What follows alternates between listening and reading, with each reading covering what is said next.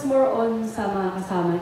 Isang karangalan ang maging hurado sa mga mahuhusay na nakikita nyo ngayon. At isang malaking karangalan na makatrabaho kayong lahat. I'm very proud to be part of this show. Worthy, tama naman. Thank you.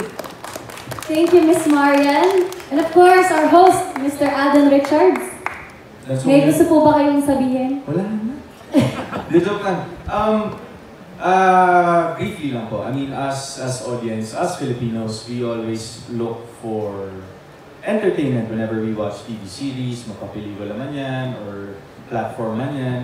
But definitely, I can really say that this show, kaming lahat na nandito, we're here to entertain, and we're here to inspire people. At the same time, we are here to give the audience a very good time as they watch Stars on the Floor.